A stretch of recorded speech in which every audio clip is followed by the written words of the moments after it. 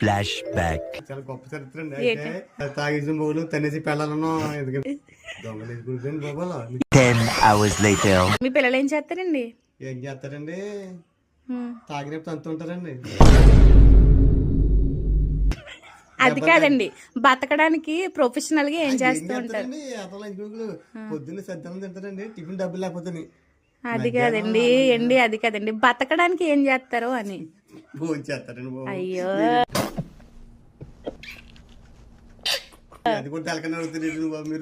అది కాదండి, అది కాదు, అది కాదు. ఇప్పుడు ఆ భోజనం చేయాలంటే డబ్బులు కావాలి కదా మనకి. ఎందుకండి? బియ్యం ఉండి చాలు కదా, గంజి పెట్టుకుని తాగేస్తామండి. ఆ బియ్యం కొండకన్నా డబ్బులు కావాలి కదండి.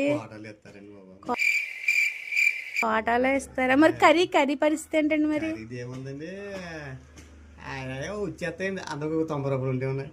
ఇస్తానండి, మీకు ఖచ్చితంగా ఇంటర్వ్యూ పూర్తయ్యాక డబ్బులు. లేదండి, డబ్బులు కంపల్సరీ ఇస్తాను, కానీ కొంచెం క్లియర్ గా చెప్తే మాకు కొంచెం అర్థం, ప్రేక్షకులకు కొంచెం అర్థమవుతుంది కదా. అవునండి, ఏంటి తెలియాలి కదండి. ఇస్తారండి, ఇస్తారు.